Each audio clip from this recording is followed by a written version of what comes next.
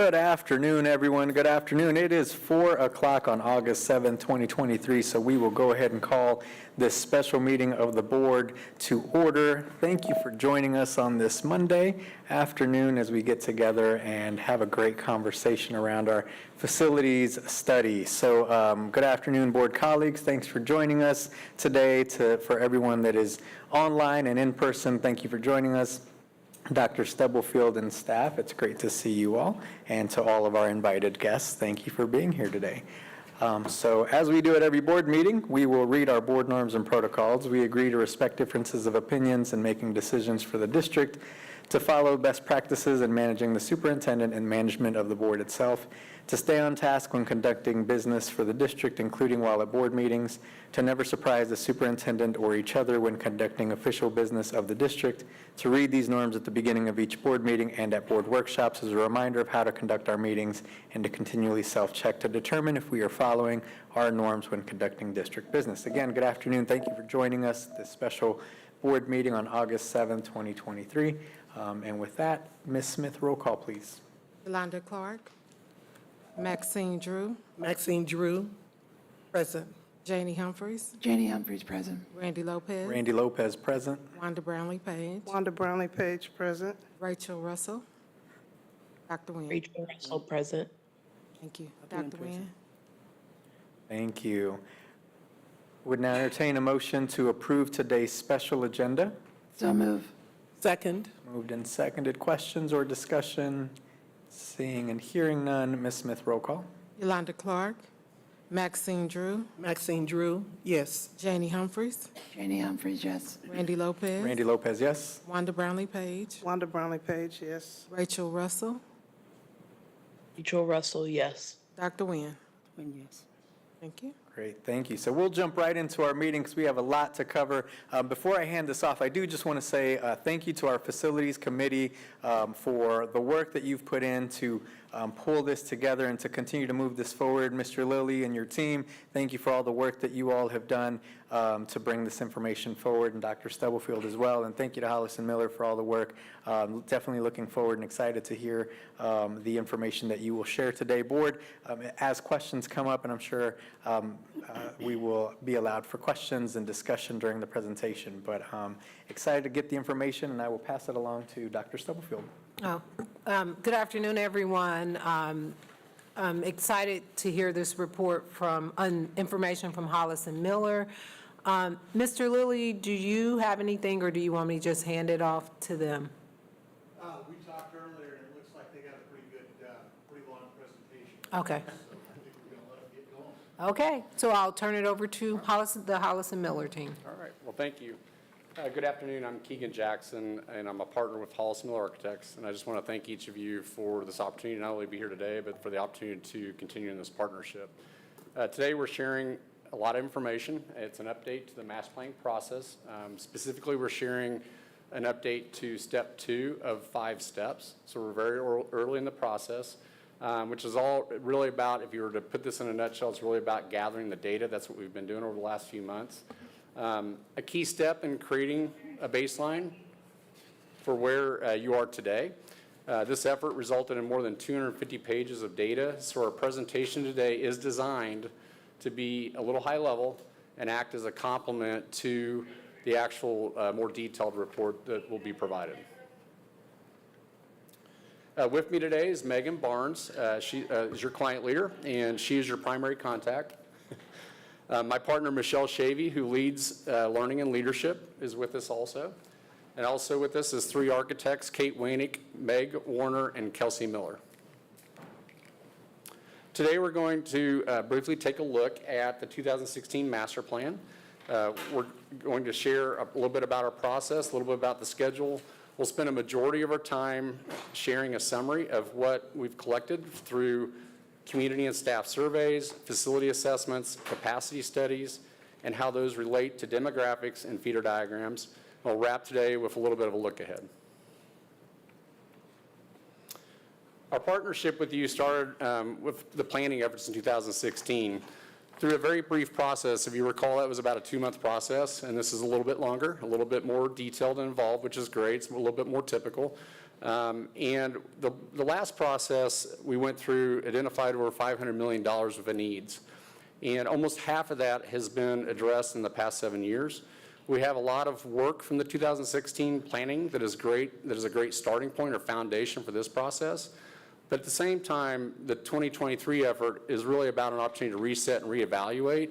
While we have that information, it is a look ahead, reevaluating and moving forward, and identifying where you are now versus where you were and where you want to go in the future. We often get asked, what is a master plan? And we thought we'd start here. It's been a bit since we've been together, so we thought we'd share a little bit about what a master plan is. So it's really a roadmap from where you'll hear this a little bit today because it is where we're at. It's really a roadmap from where you are to where you want to go. And it's about navigating toward your educational goals and defining space to support your strategic vision looking forward.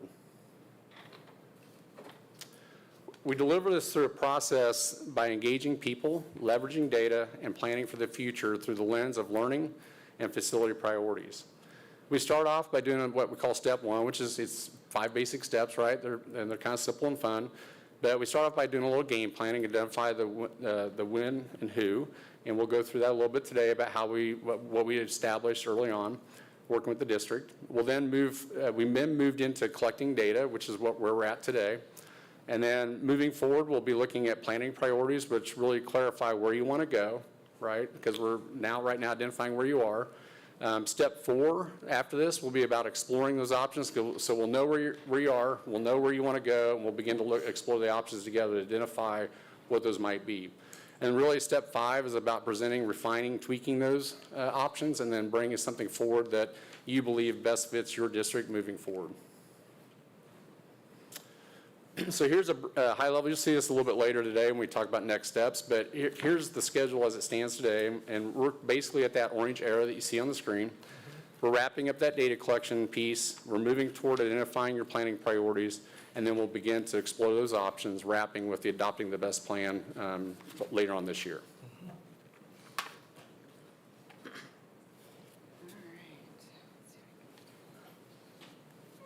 All right, well, good afternoon. As Keegan mentioned, we're going to spend most of our time today focused on the data we've collected in step 2.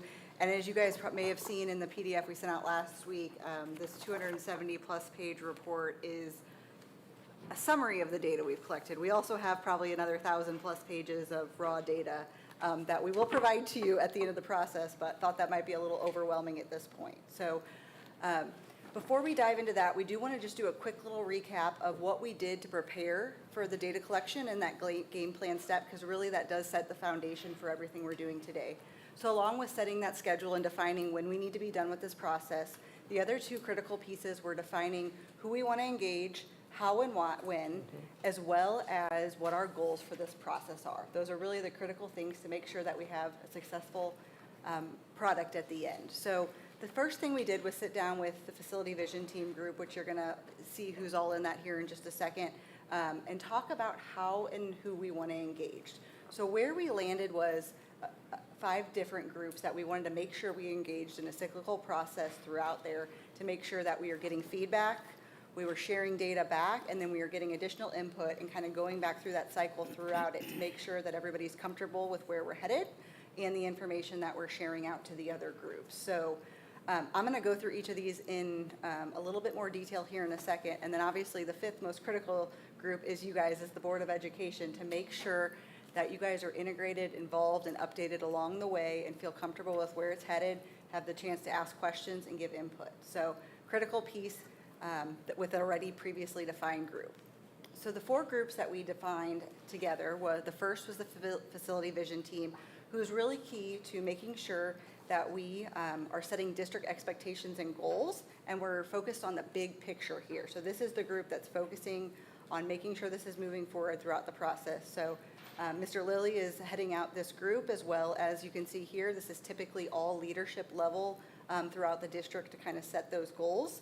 And then we also in this meeting discussed and have incorporated 1 board representative from that building committee into each of these master plan committees to make sure that we're getting that extra layer of input there as well. So Dr. Nguyen is involved in the facility vision team right now as the board representative. We've started meeting with this group on a regular basis, and starting next week, we'll be meeting bi-weekly through the end of the process to make sure we keep that process going.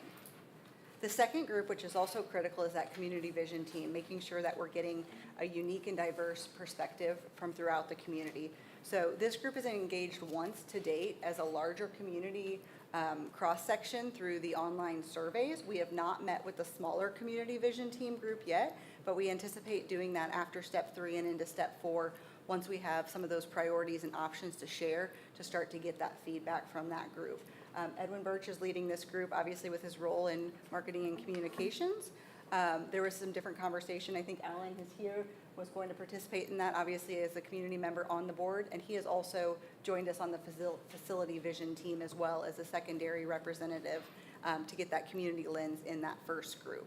So we expect to get with this group additionally in person. We've sent out invites to about 50 to 75 people in the community that maybe don't have students anymore, our business leaders, that sort of thing. So Edwin and the team has been working to help us get kind of that diverse group set, and we anticipate meeting with them here in the next couple months.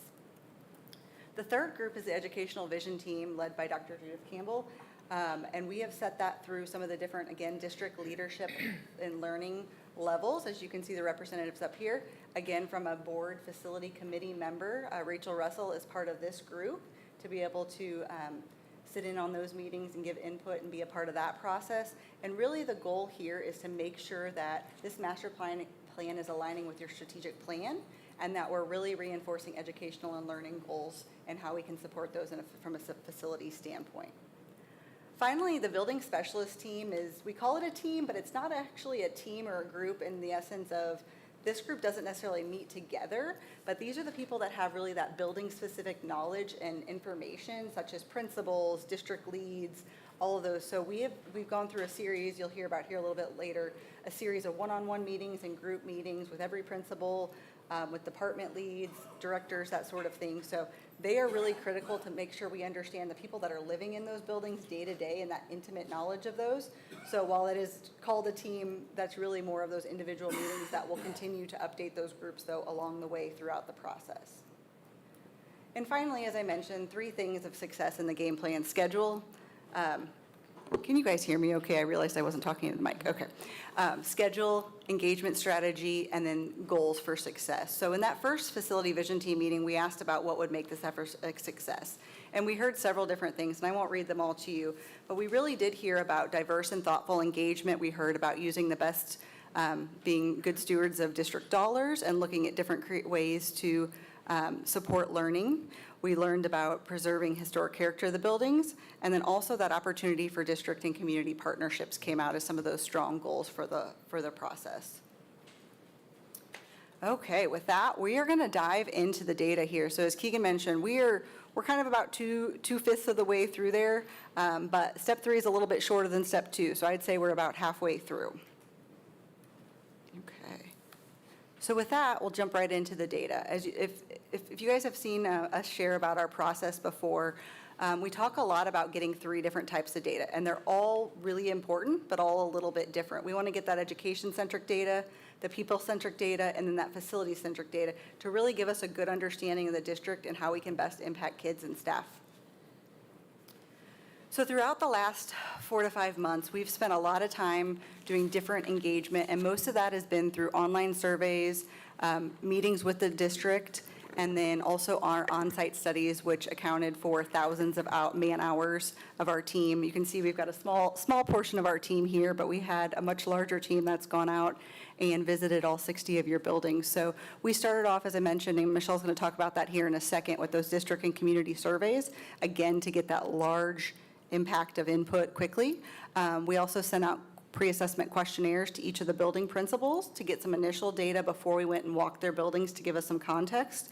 And then finally, at the end of that, we sat down with each of those principals, custodians, assistant principals, ADs where appropriate, and really got that additional layer of input to make and confirm what we saw on site. And then finally, we also spent, I think, 3 days in Doug's office, meeting with all the different department leads and district coordinators to get kind of that district-level lens across nutrition, transportation, and various other departments that you'll see in here a little bit later.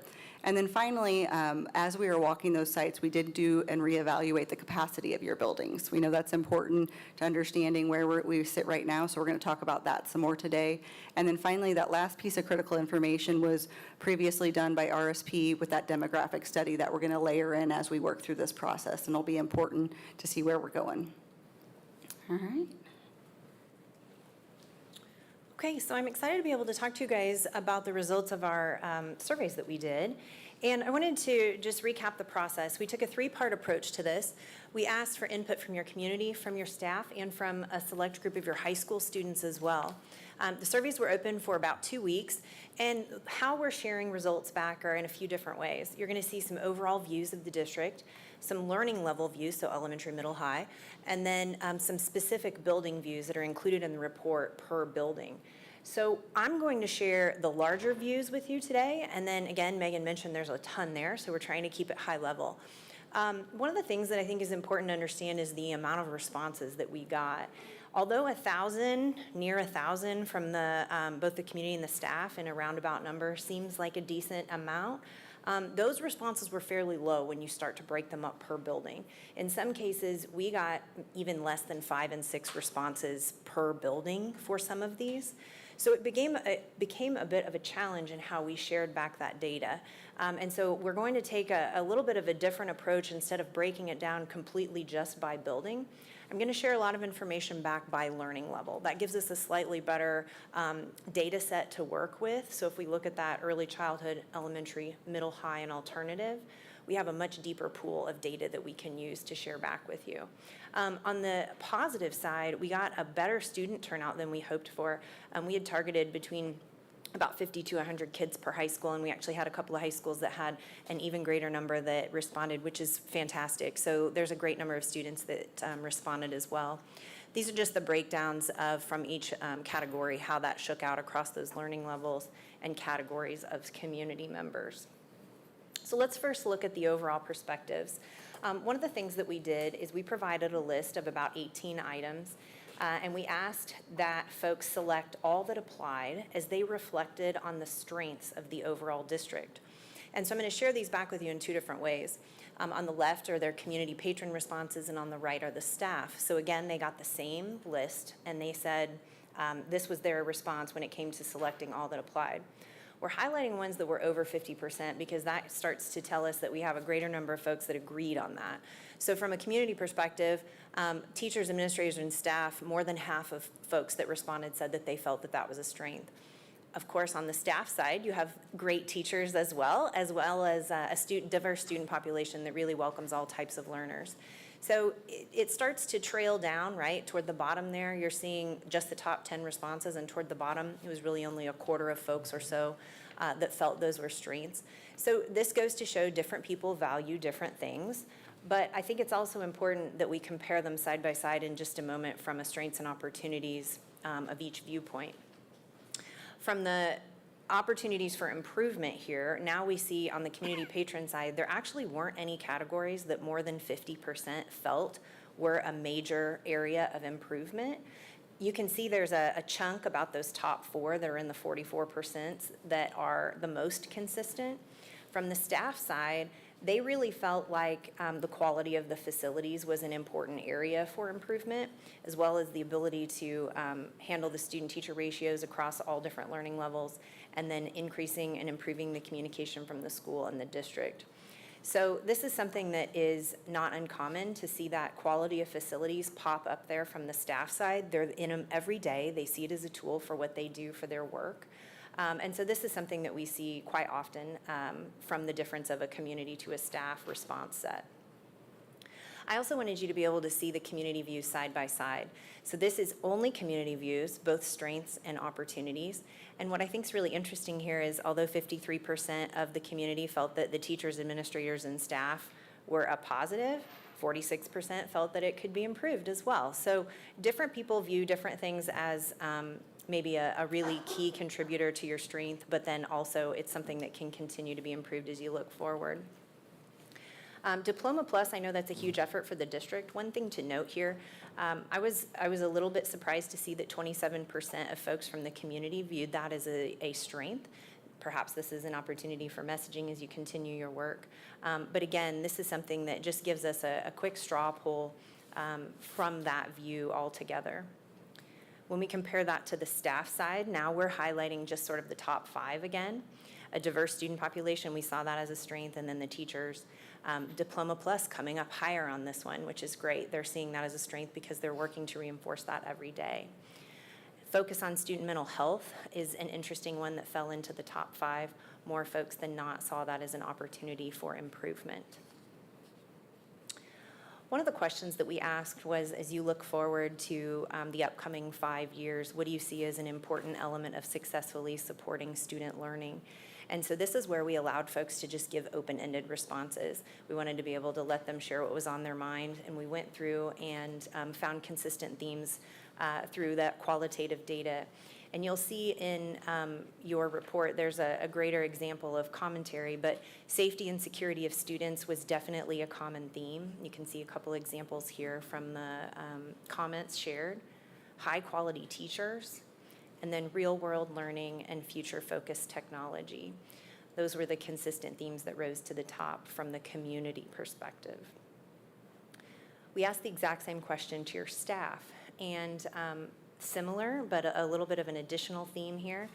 They said, just like they said in their opportunities for improvement, high-quality facilities. That was something that they felt was really critical as we look toward the next 5 years. Safety and security of both staff and students. Mental health of students and staff was a really significant theme, as well as right-sized classes with high-quality technology.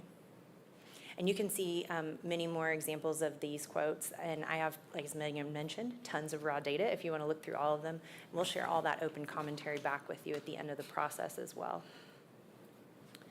So I wanted to shift into learning level views. Again, we're not going to get into specific building perspectives on this one, but we did take that into account as part of the reports per building in the overall packet that you have. So as we consider some of the items that we asked, this is just from the staff perspective now. We asked staff, how well do the following spaces facilitate opportunities to showcase learning in your facility? We asked them on a Likert scale of greatly lacking to adequate space. And we gave them basically 6 options to select from. These ranged from large-scale public spaces to just basic visibility into classrooms, areas for kids to connect with community members on real-world projects, presentation areas outside the classroom, performance spaces, and studios for the exploration and creation of digital expression. So what I've done in the following summary is I've taken the 5 learning layer views and have just shown you the top 3 that folks rated as spaces that are lacking right now when it comes to being able to share that learning with others within their buildings. And I think this is interesting because this is really keeping in focus with your real world learning, particularly at the high school level, trickling down into middle school as well. You can see those community and real world learning spaces pop up as number 1 and 2 across high school and middle school responses.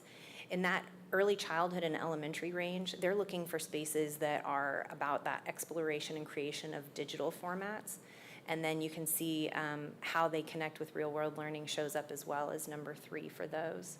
Alternative schools are a little bit more similar to even that early childhood range, but they're looking for presentation spaces beyond the classroom as well. And I'm going to pause at the end, so if there's anything here that you are curious about, we can circle back. I just want to make sure that I don't drag too much time away from others that need to go after me. We also asked everyone, we wanted them to rank the following spaces that would have the greatest impact towards supporting and enhancing teacher development. You saw that teachers felt that facilities were really important for supporting learning for themselves and for students in the next 5 years. And so what we did is we gave them 4 option sets. Spaces to brainstorm and collaborate in a neutral zone. So basically, not that idea of you come to my classroom to work. We have a neutral space that we work in together.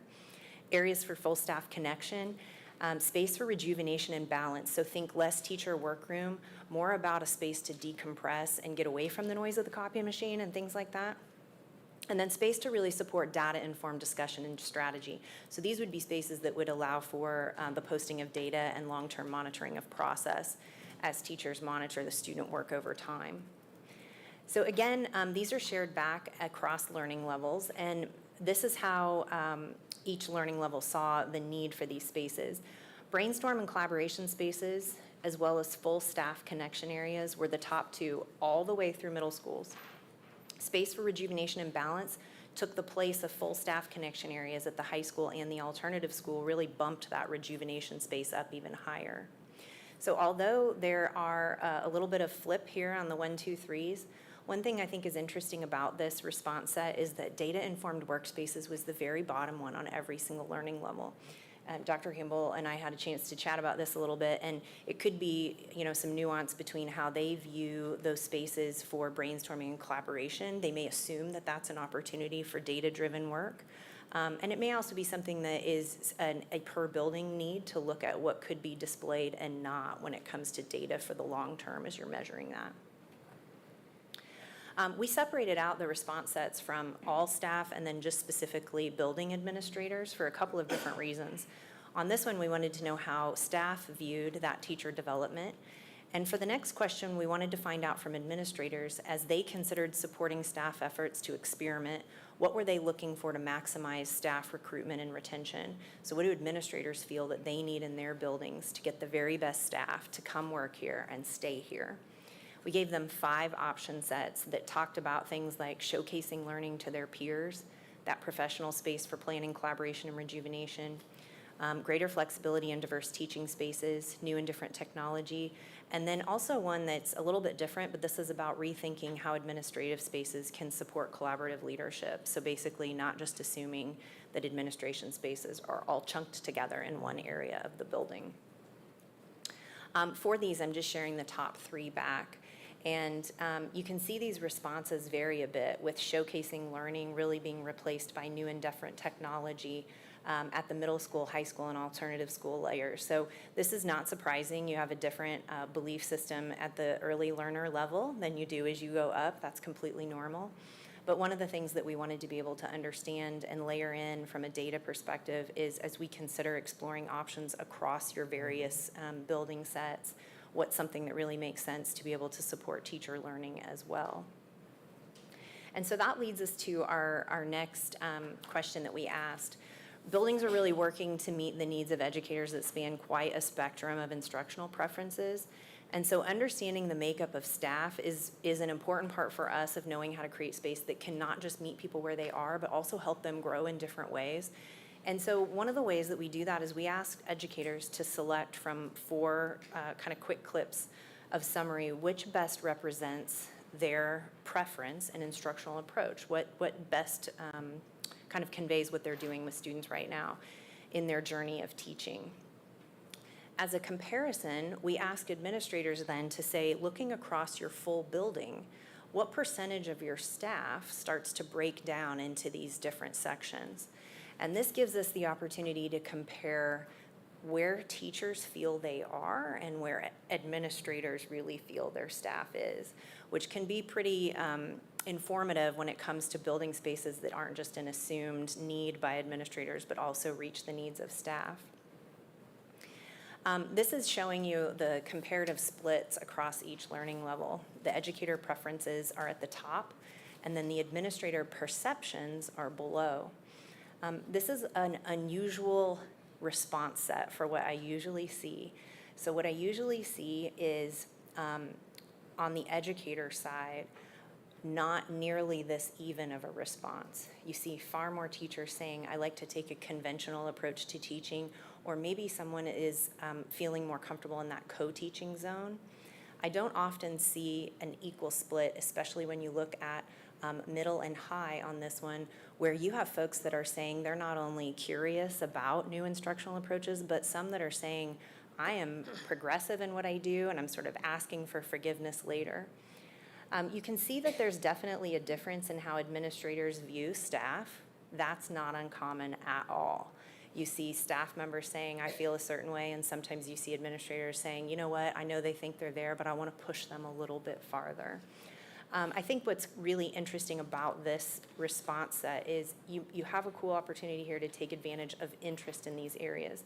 If you have this many people, especially in your middle and high school, saying, I am curious and I'm progressive in what I do, even if your administrators don't feel like that's where they are, there is interest there, which is awesome. And so that's something that we find really intriguing from a space perspective, because how do we help those folks that feel like they are in that zone get a chance to use a tool that can support them in their work? We also asked from a community perspective, what kind of learning environments would they like to see if they walked into a classroom in the Kansas City, Kansas Public School District?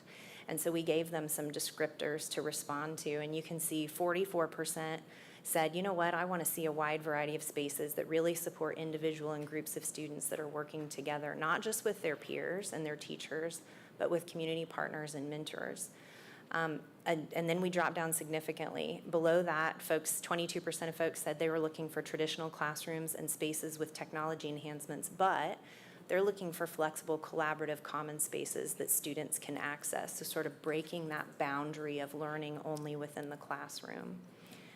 From there, it was connected or larger classrooms or studios where we can really get into those real-world projects. And then at the very end, you see more traditional classrooms with tech enhancements and traditional classrooms with no tech enhancements. So this should tell us something about where parents are a little bit. We can break this down by learning level as well, but this is something that I thought was interesting as you think about messaging any kind of future projects to your community. So an important voice in this are your kids, and we took an image-based approach. We know kids enjoy responding to images more than question sets, and so we were really hoping to understand the types of environments that they would feel most comfortable in. So we asked them about general classrooms, and we gave them an option set to respond to, and I'm sharing back the top 3 here. We said if you were looking at a general classroom, maybe an English language arts classroom, a social studies classroom, a math classroom, what would you be looking for? What would you be drawn to? And really what they're looking for are semi-open spaces with flexible furniture that give them the chance to work with different size groups in fairly dynamic ways. You can see on the left, that image was actually preferred more by freshmen and sophomores, where juniors preferred the middle and seniors preferred the one on the right. So it's kind of interesting that there was a significant difference. And then specifically, the middle image was most preferred by Wyandotte and Sumner students over everything else. We also asked them about specialty learning spaces, and this is where we saw some difference in grade level preferences more so. We gave them all different types of specialty learning spaces to choose from and just said which one best represents learning that you would be interested in. So your freshmen and sophomores loved the culinary spaces. 45% of kids reacted to that one as their number one. Next up was more of that flexible hands-on learning space that could be used for a lot of different projects, and that was looked at by your juniors and seniors most favorably. Then there was a little bit of a tie there for number 3. Outdoor and arts-based experiences came in as third. Independent learning spaces are important for us to understand, and so what we heard is kids are looking for a balance of focus and sort of semi-private spaces, but they still want to be able to be connected to the world around them. They don't want to be completely isolated behind a shut door. And so what you can see is the one on the left was really something that freshmen, sophomores, and seniors, but juniors are a little different. They must like that green. I don't know. They liked the one on the right. And we also asked if you were to get together with a group of your friends to work on a project or study, what would you be looking for? And really what they're looking for are different zones within open spaces to meet with a group, but then they want to peel off and they want to work a little bit on their own for some focused studying. And really an enclosed option for space was preferred so that if they were working with a group, they could step away and shut the door. I think they're looking for some focus. So you can see there across those, there are some similarities, more casual furniture, space for them to feel comfortable with their friends as they work together. We also asked about if you were looking for some support, either from an academic standpoint or a mental health standpoint, what image would you most be looking for? And these are 4 examples of the images. We also had one that's the very traditional sort of counselor's office where the student sits across from the desk. Without a doubt, that was the least desired environment for kids, that very traditional office setting. And what they're looking for is something that's a little bit more inviting and a little bit less intense feeling as they're seeking that help. This was a pretty varied response set. You can see that there are differences about these spaces. Some look a little bit more formal, some look a little bit more lively. And this is something that if it were of interest, we'd want to take another peek from a building and grade level perspective to really understand that one better, because there may be some differences there. So a lot of image-based responses, which really are interesting to us as designers. We also wanted to make sure that we asked them, when they think toward the future, what are they looking for? And so we said, you know what, if you're going to work on something that's really future-focused to get you ready for what you're going to do next, what are you looking for? And they said real-world learning spaces that are similar to business and community settings was number one. And then number two was connected or larger classrooms where they can work on projects that are really interconnected from a subject standpoint. And then you can see there are 3 other options below that. And finally, we asked, what kind of skill sets do you think are going to be important for you after high school? And you can see here, 87% of kids said the number one was communication and collaboration skills, followed by personal organization and time management. Number 3 is interesting, knowing how to find resources, both people and materials, that will help me build an area of expertise, stress management and mental health awareness. And then number 5 was multitasking and that prioritization of sort of materials and tasks that they're working with. So I always enjoy seeing the student responses. I think it's a nice reminder of it's not something that they're looking to just sit around in beanbags and you know, be totally casual all the time. They're looking for a really grown-up way to work together but still feel comfortable and be with their peers and feel comfortable asking for help from those around them that can support them in that way. So we always enjoy sort of rounding that out with the student perspective. It's a great reminder for all of us. So with that, I know that's a whole lot of information in a very short time frame. I'm happy to go back to any of the slides if we need to. You can also see some further information in the report. I've tried to capture all of the learning level information up front, and then the building specific information is with the actual facility assessments that Kelsey and Meg are going to talk about in a little bit. Great. Thank you so much for Thank that you. information and report. Are there questions from board members regarding what we've just heard? Okay. Thank you all. Thank you. I know it's a lot to digest, so I'm sure there'll be maybe questions at the end. If you guys have any, jot them down. We'll do questions at the end as well. Okay, well, we're going to take a little brief break from data and share a little bit about how we've tried to make the 270-plus page report a little bit more digestible. So Kelsey's going to share just a little bit about how we've shared data for each of those individual facilities. Yeah, so as Megan mentioned, lots of pages in here. So each school has its own, each facility has its own section of the report, and tried to be equal in how that, consistent in how that information was displayed. So looking at this, you have about 3 to 5 pages per facility. Looking at the first page, this focuses on the overall data of the school or facility itself. So there are 4 regions to this page. Looking at the right, we have, yeah, you're right, we have the gray, we have the gray box, which is the general building information, just trying to give that perspective of what this facility is, when it was built, how big is it, understanding of the floor plans, are there multiple levels? Is it single story, et cetera? Next is the green vertical portion. This is that staff survey data that Michelle was talking about. So questions relating to the facility itself. What are its strengths? What are opportunities for improvement? How, as Michelle was talking about, how do those educators and administrators see their teaching style?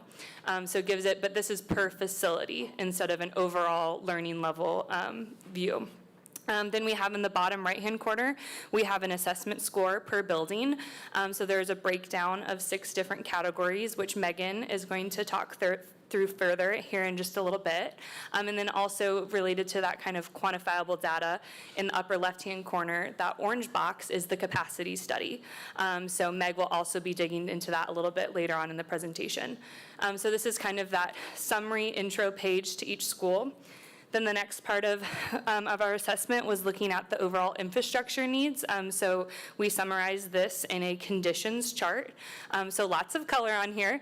The colors have different meanings and might be hard to read, but there's a key on the bottom of each page. So red is an immediate need. Yellow is a future need, meaning 3 to 5 years. Green is no attention needed. And then specifically for civil, meaning site work, there was a maintenance needed category. So this could be related to things such as drainage inlets that they saw were clogged and needed immediate resolve. So with that, you'll see that there's also a comment section. So we've tried to give a summary of what that need was for anything besides green. So if it was a no attention needed, then you'll see that area is left intentionally blank. Then the final pages of each school are a photo representation of those needs. So anything ranging from immediate need or immediate maintenance need or future need had a photo just to try and give a snapshot of what we observed on site that led to this categorization. So Megan's now going to talk about some more scoring. Okay. So as Kelsey mentioned, we've tried to be extremely consistent and methodical about how we're scoring these facilities, because we know once we start showing you guys scores of the percentages and rankings of the buildings, there's going to be a lot of questions. So did just want to take a little bit of time and walk through. We have a breakdown for each facility of these 6 categories, and then there, as you can see up here, multiple subcategories under each of those. We are just going to share the main 6 categories today and in your reports for each facility, just for the sake of time, but we do have that additional data if we ever need to dig into that later. A few things to note: sections 2 through 5 are what we consider more the life safety, building structure, physical, educational environment pieces. So each of those are ranked 20%. And then the site, and then number 6, future-ready learning environments, are each ranked 10%. Those are things that we have a little bit less control over. Obviously, a site is what a site is. And while future-ready learning is very important, that may be something that's more curriculum or directive-based versus the actual physical environment. So we've prioritized those middle 4 sections from a scoring standpoint. And then one other thing to note, you'll see on number 5, it notes accessibility, environmental concerns, and safety and security. That's going to encompass not only physical student and staff safety, that's going to encompass any environmental concerns, lead, asbestos, things like that, that may be perfectly safe right now, but if we disturb them, would need to be addressed in the future. So we want to take that into consideration, that you may not see some of those as immediate needs. And then accessibility, obviously, based on the age of a lot of the buildings in the district, accessibility also contributes to that category. So you are going to see quite a big swing in category 5 in a number of facilities. So just wanted to address that before there are any questions there. As I just mentioned, obviously, you guys have quite the range of age of buildings in your district. So buildings range everywhere from the 3 years, the newest buildings, to over 100 years. So that is a big range when we start to look at scores and how we assess these based on their current condition, their ability to be improved, and what those constraints of a facility are. So you're also going to see here, once we start to share those scores and in the report, that the score is not always directly correlated to the age of the building, though. It may have had an addition, there may have just been fundamental structural or building constraints when it was originally built, regardless of when it was built, that may contribute to those scores. So obviously there are some correlation to age and score of the building, but it's not always a direct one. And then obviously, as I mentioned, how we've scored that in terms of site constraints and some of those programmatic pieces may be a little bit of what sways some of those scores as well. The other question we often get as we start to go into scores that we want to address just off the front is, what does a score mean? So a score can mean very different things, and what we've done here is try to just quantify the conditions of the buildings relative to one another in the district.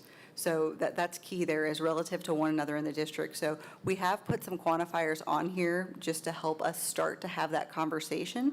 But obviously, we've still got to get to the next step and define what those priorities are before we can really talk about maybe some of where the needs are and what these numbers mean. But as you can see up here, obviously everything not quite the same as a grading scale A, B, C, D, E, F, but in a similar nature. Anything 80 and above is really a good condition or like new. Still, obviously, everything needs maintenance like your homes, but it's going to be less and a little bit easier to take care of. When we start to get into that 70 to 80% range, there's more moderate physical and infrastructure needs, and maintenance is going to be a lot more heavy-handed. When we get into that 60 to 70% range, usually it's major physical or infrastructure needs and significant maintenance needed. And then when we're under that 60% mark, typically that's when there's significant infrastructure challenges, and that's usually where we recommend considering significant improvements or considering replacement of those buildings. Again, not a hard line there, but that's just when we want to usually start to consider some of those major implications to those facilities. So first off, just to kind of rip the Band-Aid off, we're going to go ahead and show the overall scores, because we know if we start to look at learning level, we're going to want to, in our heads, kind of start to compare them. So as you can see here, just like the age of buildings, there is a wide range of scores. We've got a good proportion of the buildings above that 60% mark, and we do have some buildings 16 below that 60% mark. You're also going to see there off to the side, we've also tried to categorize with a color to show you the age of the building. So you start to see while there are some correlations there, it's not always a direct correlation there. Okay. So since that's also a lot to digest, we're going to jump in kind of by learning level again. So we're going to start with early childhood. We've obviously got 5 schools here. They are ranging from 13 to 67 years old, and the scores there are kind of in that midpoint ranging from 60 to 84%. As I mentioned, you're going to see here kind of those 5 categories. We've got, probably just for the sake of time, we'll kind of focus in on the bottom section, the overall score of each building. And then as you start to look at the reports, you can kind of see that more detail for each building there. But we are ranging from that 84% with the KCK ECC down to about 60.5% with Morse ECC. Moving on to the elementary schools, again, we've got a pretty good range. We've got a 97-year range of age of facility, and we have a range from 47% score to a 93% here. So you can see that off to the side. There's a pretty clear correlation here between age of the building and score. We do have some that are going below that 60% mark that we'll want to revisit here in more detail later. And then here is the breakdown by facility that I am going to jump through right now, but that is all in there for you guys to look at as time allows.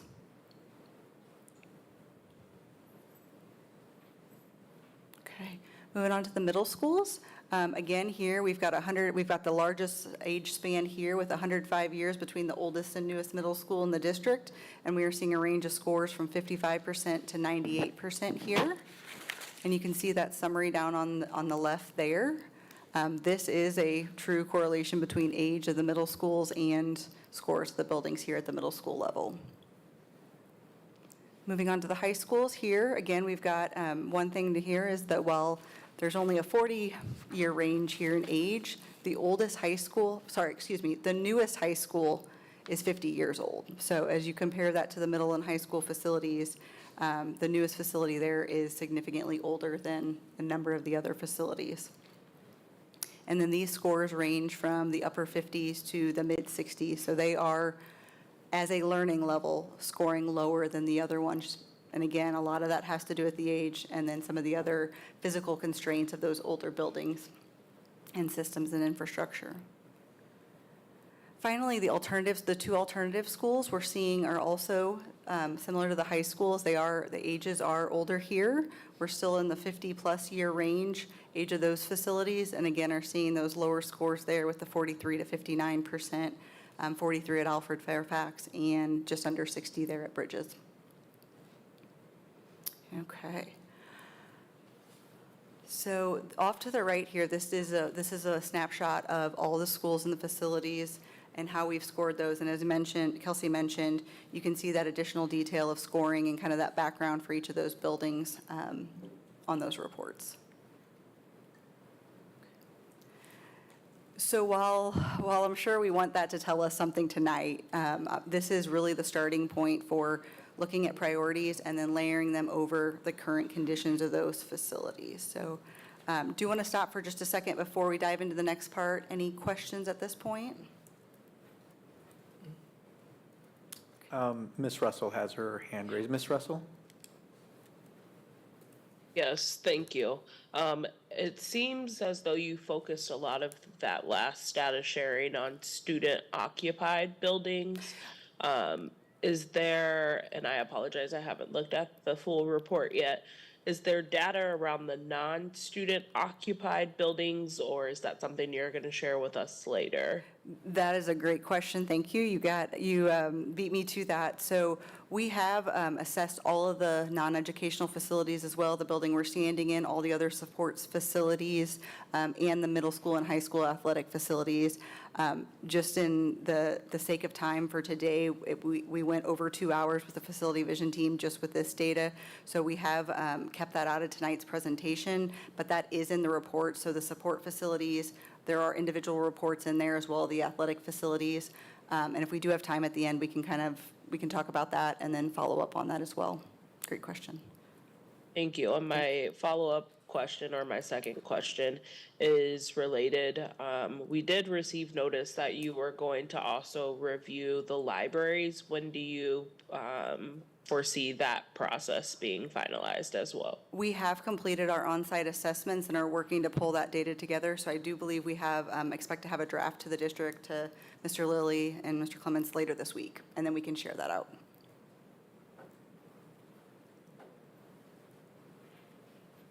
Thank you. Additional questions?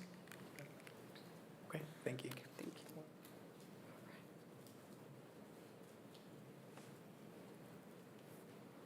Hello. So in the interest of time today, we are going to focus on needs that exist across learning levels versus individual buildings through 2 lenses, both observed and communicated needs. These will be presented through common themes that were shared across the district. I will share with you today some communicated needs in the form of departmental feedback. So we met with everyone from facilities to safety, security, and nutritional service, as well as athletics and fine arts. Some of the highlights are from the facilities themselves: building envelope concerns with water infiltration, parking lot improvements district-wide, mobile unit upkeep, most are reaching or are past their end of lifespan, aging buildings and services, for example, electrical and plumbing. Not only the systems themselves, but trying to maintain those systems is difficult because those parts just don't exist anymore. Transportation, North has outgrown its facility and South is quickly approaching full. Safety and security has been well addressed over the past few years, but since this is an ever-changing target, does this subject need to be revisited? And then technology upgrades, an ongoing challenge trying to keep up with technological advances. Door hardware and keys, many of the door handles need to be upgraded to ADA levers, and the true master key system is needed so that there are not multiple upon multiple of keys per school that makes maintenance just a general nightmare. The nutritional services building is a huge enhancement, but there are still improvements that need to be made to on-site kitchens, ranging from proper equipment to support the school to upgraded electrical in order to run that new equipment. So last time we met, we shared some of the data from all those departments, but beyond that, we now have info from athletics, and what is most relevant here is that there is a parity that needs to exist between, not only between the schools, but from the neighboring districts as well. On top of that, there are upgrades that need to happen between the locker rooms and a lot of the exterior bleachers. Fine arts, lighting and sound upgrades are needed across the middle schools and high schools. And the caffeinasiums that exist at the elementary level are having trouble delivering their fine arts piece because that portion of their program is so difficult to interject because of the gym and cafeteria functions taking up most of that time. Some of these themes continue through our observations of each building, which Kelsey will talk about. Hi. Yes, as Kate mentioned, we're going to stick with the by learning level, kind of that overall look at each group. So we're going to talk about the programmatic and functional need themes that were observed. Some of these were observed through one-on-one meetings with the schools themselves, so their principals and custodial staffs, as well as surveys that were sent before the assessment process began to hear their day-to-day perspective of how their facility functions. So on the early childhood and alternative school level, some of the common themes we saw were the playgrounds needing accommodations for their age group and to provide that accessible play that many of their students need. Some traffic flow issues for the drop-off and pickup for that need of, especially with early childhood, that pickup looks a little different than the older levels, as well as the overall functionality of their main office spaces. And as I said, I'm going to kind of not go down through the whole list, but kind of pick and choose some of the important pieces to talk about. So we're also going to talk about that site observation piece. So going back to the colors of those conditions. So this is a lot of color compared to the last time I was up here. This is a comparison of looking at all of those facilities together. So wanting to give you that high level view of just understanding that range. These also something to keep in mind is not every square is equal necessarily from a future modification need. One of an example is the condition of the roof versus the condition of the pavement. Modifying those are very different scales and very different possible financial implications to those scales. So looking at that early childhood alternative conditions we saw, some of the common themes were the plumbing fixtures and drinking fountains being dated, so those being a future need that was required. Again, some accessibility updates, especially with some of those needs of those students, and from an interior standpoint, ceiling updates. On an elementary level, echoing what Kate mentioned previously, was the caffeinasiums.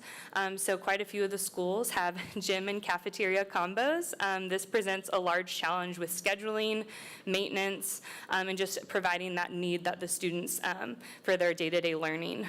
As well as quite a few of the schools still have mobile classrooms, so understanding the condition of those as well as the security and access concerns of those facilities. In addition, a need for the staff themselves of having that dedicated conference and meeting space, both from an admin level, but also with meeting with student families and having those one-on-one conversations.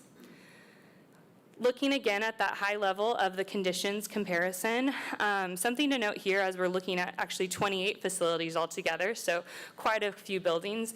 We do see that range that is also represented in the scoring that Megan mentioned of some of these columns are green all the way down. The buildings were seen to be in overall good condition. But again, not all the squares are equal, but some of the main needs that we're seeing were accessibility, meaning elevators. Some of the buildings are multiple floors but do not have an elevator currently.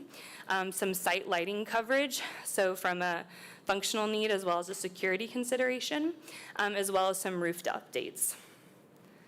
Looking at a middle school, going back to the programmatic and functional needs discussed with the principals and custodial staff, decentralized admin and counseling and secure entry challenges, so just how that whole system functions as a whole. A need for outdoor athletic facilities on site, so track, sports fields, etc. Again, there are some mobile classrooms still at some of the middle schools, and so considering those, as I mentioned previously, the condition as well as the security access. Building plumbing, so restroom condition. Some of these buildings are older, so both the dated fixtures as well as the overall function of the plumbings themselves. Some of these can be seen reflected in the site observation as well. Seeing some of those plumbing fixtures and drinking fountains was also something that from our site observations we concurred with, that we saw as a need. Pavement resurfacing, security cameras, door access, just interior door updates. Those were some of the things at the middle school level.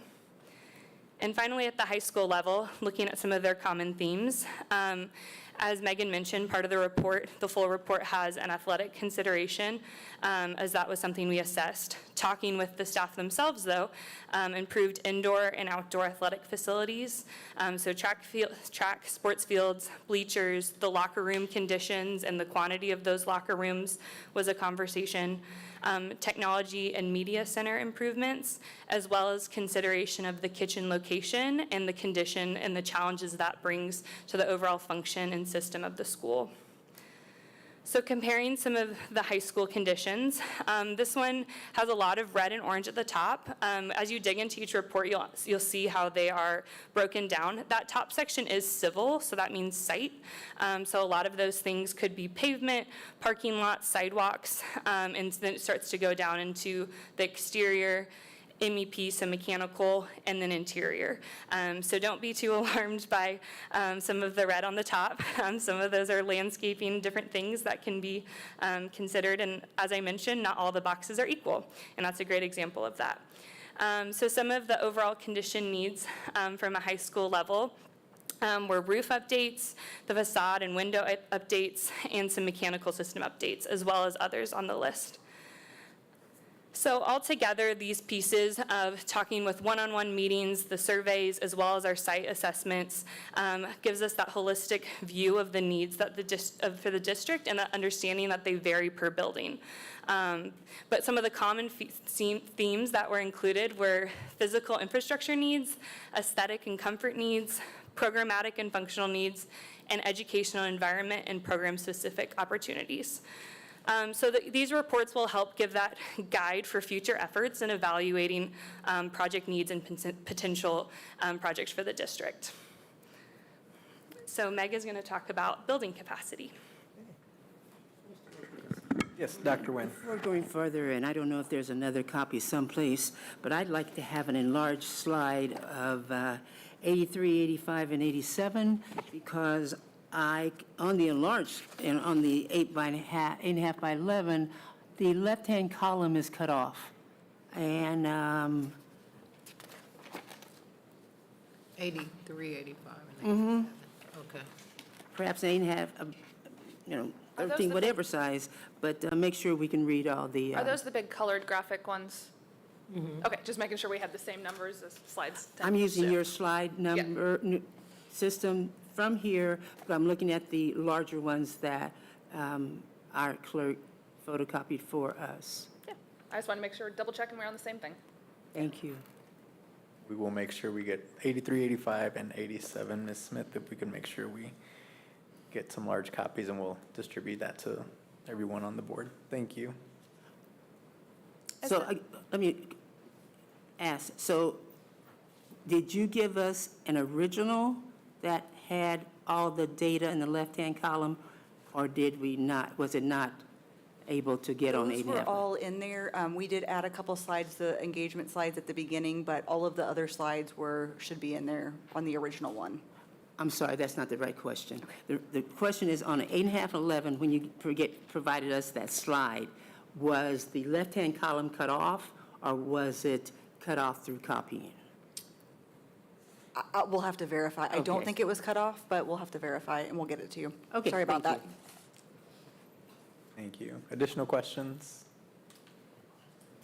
Okay. Okay. Well, we've had a lot of text and we've had a lot of data, and now we're going to jump into the fun side of the math side in building capacities. So capacities can be looked at in quite a few different ways, and so our job today was to define, make sure we're all on the same level playing field, and we have a strategy for that. So capacities evolve throughout the building's life cycle as different programs come in, student-teacher ratios come in. So they are really something that is an ever-moving target. So we want to tell you how we took our capacity studies. So this is a chart that you're going to see for all the different levels, and so I just kind of want to generally walk you through it. So we're going to say in the School A column, we'll go from the current enrollment, so this was your last year's school enrollment, school capacity, so we are going to dive into how we calculated all that in the next couple slides. Sometimes the schools still had mobiles, or maybe there was other programmatic pieces they were missing, like an art room that was on a cart, trying to get everything on the same playing field. So you'll see adjusted capacities when there was mobiles or other special program needs. Then we jump down to a utilized percentage. So that would be when we take that capacity and enrollment, divide those together, that's how full your building is. And then as some checks and balances, we looked at square footage and took a design standard, and that's kind of a range, that's 175 to 200 square foot per student, and kind of did a background check. Hey, does our number fit into that range? So that's what you're seeing in that chart. And then down in the blue highlighted areas, you'll also see the comparison to the 2015-2016 master plan. Those were the numbers the district gave us that were used as the capacities of those buildings during that assessment period. And then below that is the RSP's capacities. So one thing you will know is RSP's capacities are probably the max of what a school can contain. So there is not some of the considerations for special programs and other things taken into some of that. So that is probably the max of what a building can hold. But these next couple slides, we're going to kind of dive in and really break down how we got to our capacity numbers. So we're going to start off with elementaries. So there's 3 variables that really go into capacity. Design capacity, which is the square footage. So we'll take a room, look at its square footage. That square footage number that it is divided by is kind of an industry standard. We've also tweaked some of those based on how we know education is evolving. We've got the school observed numbers. So this is for spaces that, hey, there's a column in the middle of that room, or that room is actually triangle shaped, so we know it's not as prime to put just as many kids based on square footage. And then the last number up there is the desired square footage. So that is a number that you guys have given us. I believe for K through 2, it was ideal for 21, max at 23, and 3 through 12 was ideal at 23 and max at 25. So to average this, we took 24 and used that on all of our facilities, our assessments. That way we didn't have to do all the different numbers for ideal and max. So elementary schools are a little bit unique in their special spaces, such as art and music, do not count in capacity, because when a first grade team leaves their classroom, they all go as one, and nobody comes in and backfills their room. In a high school, sometimes when a math teacher leaves, other students or other teachers come in and teach in their space, so it's a very different use of a building. So we do not count special spaces. And then the last factor we're going to look is kind of a functional capacity factor. So we know everything's not perfect. Kids don't come in perfect bundles of 24 and show up at your door. They flex throughout the year. And we also know that a classroom size is not perfect. So that's wow. The functional capacity factor is to accommodate for all of those different kind of uniquenesses. I have a quick question. I'm sorry. No. There was a question online on the previous slide. If we could go back one more slide. Oops. Yep. In the row that says percent utilized, when there are 2 numbers given there, what does that mean? They are whether we are using the school capacity or the adjusted school capacity with the mobiles. So the lower one would be when we adjusted it, or the higher, sorry, that first number would be for the black line school capacity, and then the adjusted school capacity would be the second number. Great, thank you.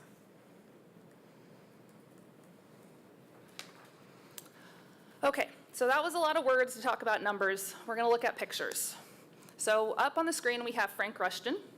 So we know Frank Rushton is a 3-track elementary, which means there are 6 grades, 3 classrooms per grade as kind of a standard. So that leaves us with 18 classrooms. We know from you guys' prior planning that you like to do 2 swing classrooms, one for kind of K through 2 and 1 through 3 for 5. And then we've got the other special support spaces. So that is support resource spaces. So that could be special education, curriculum coaches, instructional coaches, reading, all those different kind of support resource spaces. So in that, we would see that Frank Rushton would have 22 classrooms available for capacity. If you were to just go to that plan and count, you're actually going to count 24 because of the art and music. So this is kind of where we can get some of those differences in capacities. So for every school, we have backup that shows how we calculated that capacity. So on this chart, you can see that there are all the classrooms listed, the square footage, how many students were observed in it, also max, because sometimes, hey, there is that column where it's a weird shape, or there's something else in that room taking up space, or maybe it's really large. So we've got that adjusted, and then your student standard. And then we add all those up, and we do our functional capacity factor on that, and that's how we are getting the capacities. So you'll notice there's a couple spaces up there that are highlighted in purple. At Frank Rushton, I believe you guys had a grant for the NFL Play 60 classroom. So that is a classroom that is currently not being used as a classroom, but should count toward capacity because students could go in that in the future when you're counting.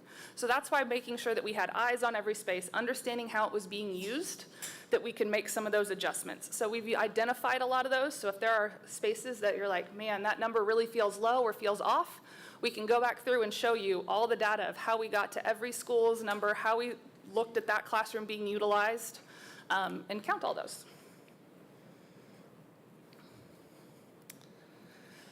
So there is just the math. Sorry, there's a lot of math up there. So that's just kind of backing up. The 24 you can see, that's counting all the way through. Take all those, average them out, and that is how we got to the 473 capacity at Frank Rushton. So now we have all of the elementary schools. So this is about half the elementary schools that are currently up there because there's so many. But you can see we've got Frank Rushton highlighted. So currently that enrollment was 317 with a capacity of 473. That's how we got our 67% utilization ratio. If we just take the square footage numbers that we talked about before, that tells us there should be about 420 to 504. Again, we're just using that as a baseline check to see, hey, if there is a school that's full of corridors, or sometimes schools are really efficient, that's just kind of a factor that usually plays into a lot of that. The other things that you're going to see up there, anything that was under 75% utilization is highlighted in green. And those are schools that are just like, man, we have a lot of open space. Let's look at why. And then you start to see the numbers that are in red. Those are the ones that are nearing that 100% capacity number. So those might just be, hey, is this a bubble coming through that neighborhood? Man, is this an area of growth that we need to have something to look at as things are coming up? Or it could be the reverse of we just came out of a big swell and it's coming down. So those are just ones to keep your eye on. And the ones in the yellow are the ones where we are showing that we're currently over capacity. And then at the end, so this is elementaries part 2. At the end of every section, you'll kind of see the overall. So we'll take the whole entire elementary capacity as itself and show you those numbers. So right now, with mobiles, we are at 83% utilization, and without mobiles, we are at 87%. So as just a whole number, this would tell you that there is capacity within the elementaries across the whole entire district. So we're not going to walk through like we did with Frank Rushton on every level. We just kind of wanted to show that one because it was pretty clean. Middle schools are very similar to elementary schools in the fact that we do not count specials. Same thing, art, music, because when those kids leave that classroom, they usually kind of travel as a group and go to their art, music, and other special spaces. The only thing that is different is functional capacity. Functional capacity gets a little lower in middle schools because those kids are intermixing.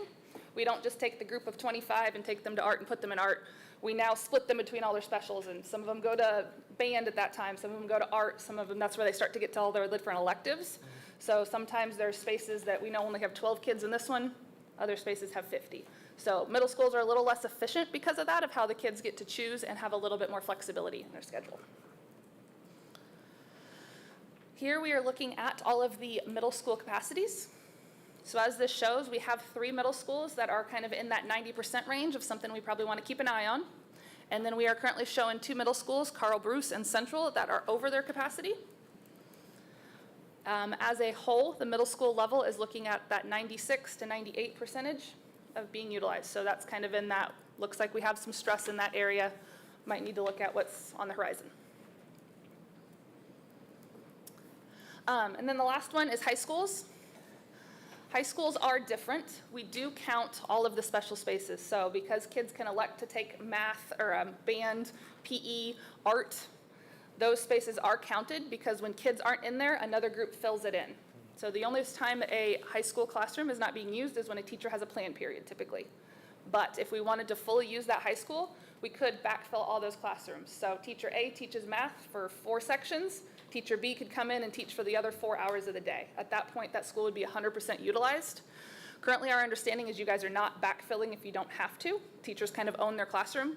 So that's why we do have an 80% utilization ratio shown up there.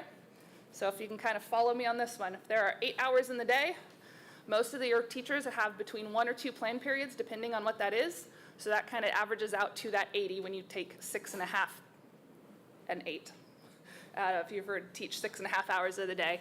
So that's what it's saying, is your classrooms are being used 6.5 out of the 8 classroom hours of the day. So when we look at capacities for high schools, We do have 3, almost 4, that are pushing that capacity number. And then we have 2 that are showing a little bit lower than that. So Schlegel is right on that line of right above the turning green. Overall, for the high schools, we are sitting at that 93, 96, so probably something we need to keep an eye on for the future. The last one we're going to really look at is early childhood. Early childhood is very similar to elementary. Those kids kind of pick up and travel as a whole entire group.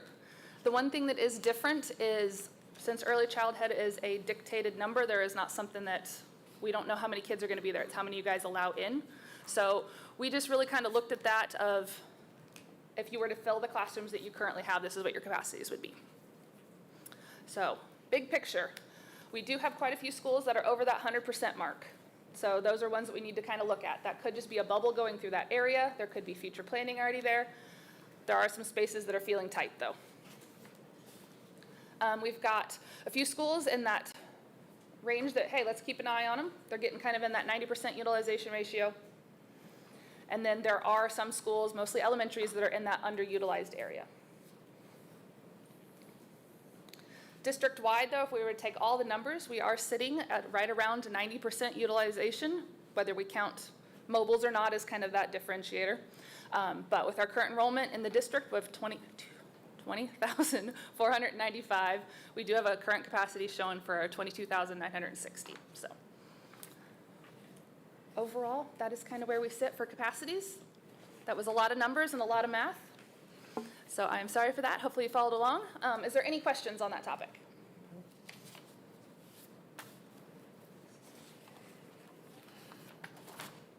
I don't see any questions here. Thank you.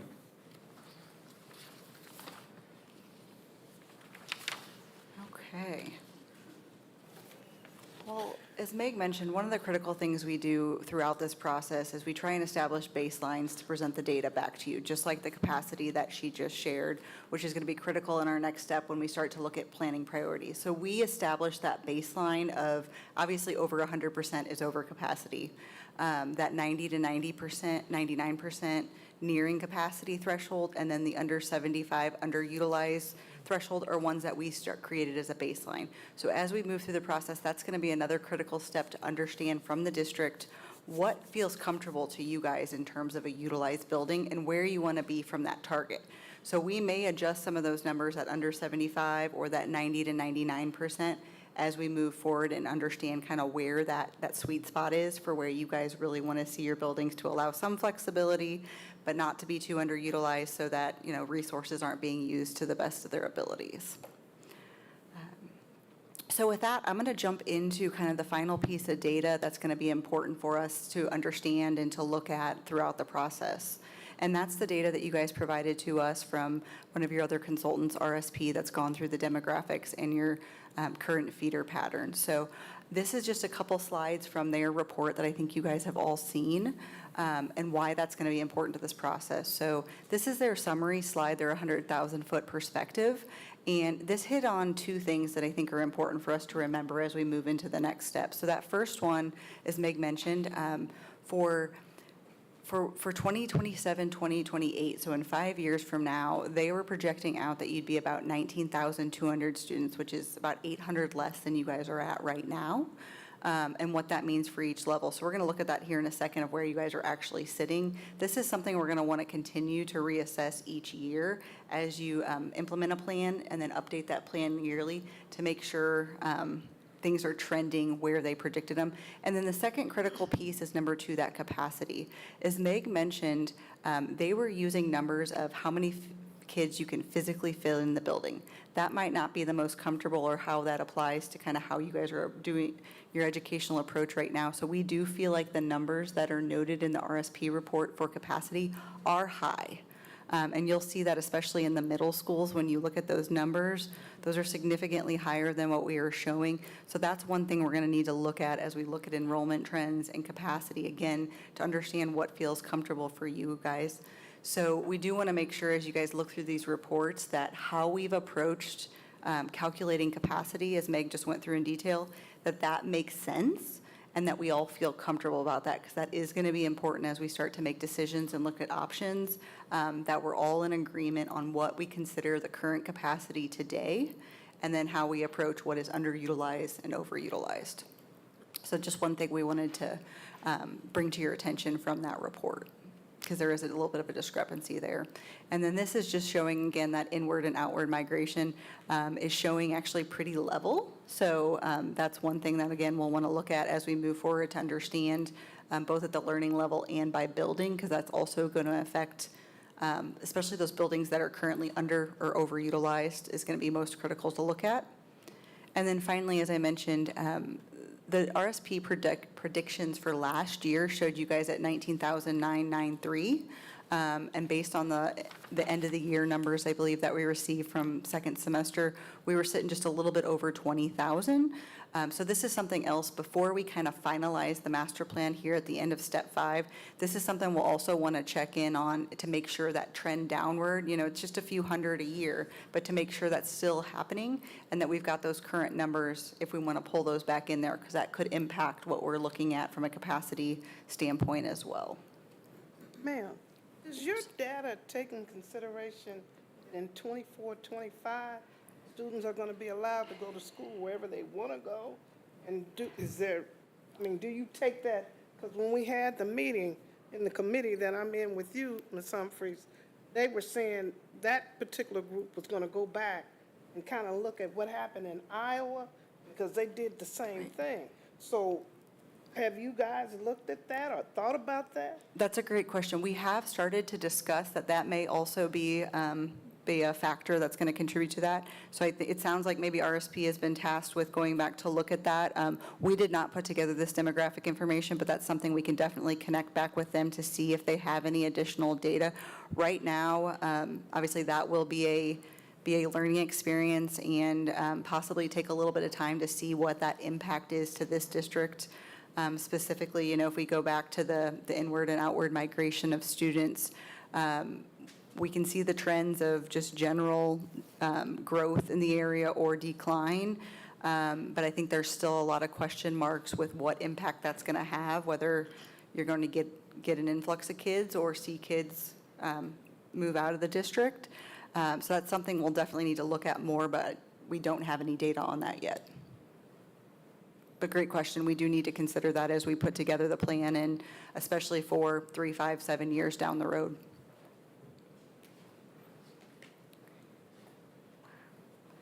So I am just going to, so one of the next steps that we're going to do along with looking at planning priorities is we're going to take this data that we just shared in terms of each of the learning level capacities, as well as each of those buildings. And you guys may remember this, this diagram from 2016. We lovingly call it circles, triangles, and squares, but it is in essence a feeder diagram pattern that shows both capacity and enrollment of your buildings. And what this is going to do, this is just the example from back then. We're in the process of updating it with all that data we just shared. But what it's going to do is it's going to give us that snapshot of where the district is currently. So the next time we're together, you guys are going to see this with current enrollment and capacity. Again, that's why it's critical to make sure we're all in agreement on capacity of those buildings. And then what this allows us to do is, we just talked about, we may see some elementary schools over capacity or a middle school, but this will allow us to start, I don't think I have a pointer, let's see. This will allow us to start to look at each of the feeder diagrams that feed into a high school. So when I say feeder diagram, we're talking about the elementary and middle schools that feed into a specific high school. So the 4 of those, and look at to see if there's capacity within that learning level in that feeder. Are there adjustments that need to be made to the feeder? Are there some buildings that we need to look at that are underutilized, overutilized, that sort of thing? So this will be the next critical step as we get to step 4 to start to understand what your guys' options are for buildings that are over or underutilized, both individually and each level. So that's going to be a critical next step. All right, well, with that, we are going to try and wrap up so we can allow some additional time for questions. As Keegan mentioned at the beginning, we are basically at the end of step 2. So as we move along through this process, we are going to essentially keep adding to this report. So this is the step 2 portion. So as we get to each of these, you guys are going to see that, and then we'll put that together at the very end with one final, pretty large one, and then we may do a small abbreviated one with some of the critical data to keep it more digestible for the public at the end. But we are excited to get going on the next step. We know this is a lot of information. You guys probably have a lot of questions about what this means. And I wish I could answer that right now, but what it means is we're going to get there here in a really, really soon. So Michelle's going to talk a little bit about the process we've already started. So from an expediency standpoint and trying to keep this process moving this year, we have gone ahead and started jumping into planning priority step 3 and sent out a survey to both the facility vision team and the educational vision team. We've gotten a lot of those results back, and that's going to provide the baseline for our planning priorities exercise that we hope to bring back to you in about a month. So here's the hard part, because you have all this stuff, all this information, and what we want to keep from happening is a bunch of people sit in a room and say, well, so what should we do? And then we all just sort of stare at each other for a really long time until somebody's brave enough to throw something out there. So we try and bring some formality to this part of the process so that we can create a series of guidelines that basically keep us accountable to what we believe is most important from the very beginning, because there's a lot of decisions to make as you prioritize through all of the information that we just collected. So planning priorities are basically an effort to help us create this pathway to success. And what it does is it allows us to take into account both the facilities and the people and programs inside of them. If all we do for you is just focus on the facility part, we give you really beautiful boxes and we hope that it works out the right way. So our job through this is to be able to talk through the building culture that you're trying to create, the learning environment that you're trying to create, and how those buildings become supportive tool for learning. So what we do is it's a individual response and then a group work session to create consensus. And the reason we do it that way, Megan mentioned a survey went out to the facility vision team and the educational vision team, is we're looking for folks to reflect individually on what's important to them from a priority standpoint. So we had 25 or so topic areas, and we asked, is this a must-have? We have to do this right now. It is a non-negotiable, we must do it. Is it a, well, that would be nice, but I understand we can't do it all, so I'm going to say somewhere this has to give. It's a, you know what, we have to save that for the future planning efforts that we may go through as a district, or the last option is just, this just doesn't apply to KCK. And there are some that may be true for. So we start with a series of options for folks to individually reflect on and then rate in those ways. We come together then as a group, and the facility vision team will then look at the individual responses. It keeps us from going through an effort of total group think, basically, and how people responded to those as individuals. And then we look at things like your district strategic plan. What do you have going on? We look at your community responses from your surveys, what your kids are feeling like, some of the data that's been collected, and we work to create priority statements that are going to guide us through that process. So some of them are going to be focused on just the foundational elements to success. This is the physical envelopment of space that you have, roofs, no leaky windows, things like that. Some of them may be written around that. The next ones are really about making sure that we have professional and student environments that are going to support the actions of teaching and learning, student-teacher ratios, things like that. We have to have these be a generally supportive tool. Some of these can be built on the building cultures that are centered on really providing that supportive learning experience and the overall well-being of students and staff. And finally, we get to this concept of empowerment through space.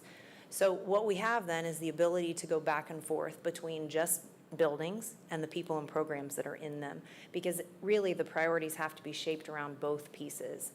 So this is an example from a previous district that we worked with, and these were some of the priority statements that they formed.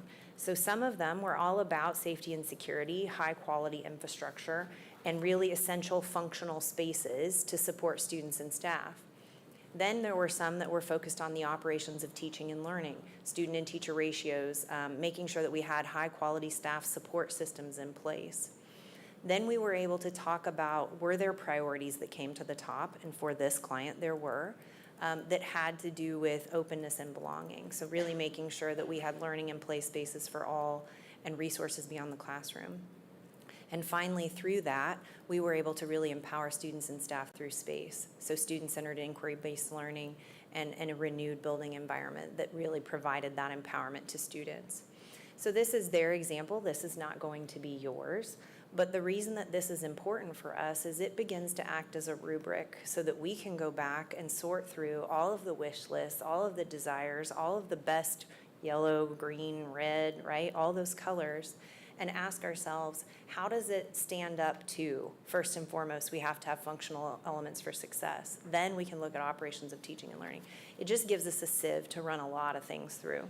So it's an important step in the process because without it, it's a bunch of individual ideas trying to come together in a sort of mash. This gives us something to create a framework around. So that's where we are in the process, and the next step will create your version of something like this so that we can move through that experience of exploring options in a way that best supports the district. In this process, do you deal with the financial piece? How much is this going to cost? Or you don't deal with that? You just give a layout of what the problems are and what we need to do? I was just wondering if you present Sure. a financial plan or. Do you want to that's- talk what we've agreed to? I'll let Megan give you some examples of what we've got built into the process. So that is coming, for sure. So planning priorities is going to be our next step 3, to overlay over all this data that we just received. In the background, while we're doing planning priorities, in order to get us moving forward to step 4, which is explore options, we are going to start putting costs to all of these needs that we identified in the report. So as you saw the individual facility reports, you saw those reds and those yellows that were immediate and future needs. We are going to start putting cost data. We've got a estimating partner that's going to work with us in the district to put numbers to those. So those are going to be the deferred maintenance type pieces of the buildings, kind of the things that we can see, the roofs, the carpet, HVAC, lighting, things like that, that are those tangible physical facility things. The thing that we can't put a number or cost to yet is kind of those educational or programmatic pieces. So that's what these planning priorities and additional context with the educational vision team is going to help us understand. For example, after the last master plan, that's where the high school academy spaces and the middle school exploration spaces came from, that was a priority to invest in those types of spaces at the middle school and high school level. So once we understood those priorities and that educational vision, we were able to put some dollars to it. So at the end of this process, when we get to step 5, this report will not only list your needs and also kind of those vision pieces that might, some of them may be wants and some of them may be needs. And we will put together a comprehensive budget that then can also be escalated out to look forward. So we know nobody ever has as much money with as much as they have needs. So we'll look at that from a now, 3, 5, 7 years out there and budget that so you can see the big picture of what are those needs, what are those wants, and then we can start to talk about in that explore options and adopt a plan phase. We'll be able to talk about what realistically do you guys have the capacity or desire to tackle now, 3 years, 5 years, 7 years, and then start to understand kind of what that financial need might be, so you can look at options to facilitate those needs. Thank you. Additional questions? I did have a quick question, and maybe this might be more for Dr. Stubblefield, but how are we laying over, or our facilities committee, our strategic plan and the board goals and priorities? I know they don't fit exactly neatly in terms of the facilities, but I know the board's talked about the importance of those facilities. So I'm just curious how we use that tool to help guide the next step in terms of creating those priorities. So they did use our current strategic plan and board goals, and since we've updated, it hasn't changed much, they'll have that. So when they're looking at it, you heard them reference it a couple of times on the front end, so they use that to guide, like, when they're asking the questions and when they're looking at the data to bring this information back. Great, thank you. Additional questions? There's a lot of information in there. Definitely a lot to cover. Thank you so much for giving us a quick overview, a high-level overview. Board, just as a reminder, again, that more comprehensive report, it is 274 pages. It is in board docs for you to review if you want to go through and look at those assessments of the different buildings, and the high level of what was touched on today is all there for us to review as well. So please make sure you take some time to dig through that. Again, thank you to the Facilities Committee, Mr. Lilly and your team, to Hollis and Miller. Mr. Keegan, thank you for all the work that you've presented. Definitely a lot to undertake, and a lot of information to sift through as we're continue to think through our priorities moving forward. So thank you for that. And I am certain that as I and the rest of the board continue to dig through the information, that questions will come up. So as they do, board, please make sure that we share those with Dr. Stubblefield and Mr. Lilly, to Ms. Russell, the Facilities Committee, and we can make sure that we continue this discussion and keep moving forward on that. So looking to see if there are any questions. Mr. Lopez? Yes, Dr. Nguyen. On the last slide about your schedule, August 22nd, board updates on planning priorities. What is, it says tentative, but still, what does that entail? Yeah, absolutely. So right now, we have scheduled to meet with the Facility Vision Team next Wednesday, August 16th, to do the planning priorities work session. So we have gotten a lot of that data back from a good portion of that group. I think we're still waiting on a couple more responses from them, but our goal is to get together with the Facility Vision Team next Wednesday to go through that work session. And if we can come to a good consensus from that and have a similar outcome to what Michelle just shared, tentatively, we would like to get back in front of you, if it's not August 22nd, then the first board meeting in September, to share those outcomes with you, and then get any additional feedback or input from you so that we can make sure and solidify those as we start to look at those options. Thank you. Thank you. Great, thank you. I'm not seeing any other questions. Dr. Stubblefield, was there anything else from your end, or Hollis and Miller team, anything else that you need to share with us today? Thank you so much for today, for the information. We look forward to continue to do this work and learn more as we're working together here. Board, just a reminder, we do have our regular board meeting tomorrow, so we will see each other again tomorrow at 5 o'clock, and then convocation is this week as well. And then I know there are a couple of other events this week, so we will be spending a lot of time together this week. I love it. So again, thank you, everybody. You can have 24 minutes of your day back. Thanks so much. With that, we will go ahead and adjourn this meeting. Thank you.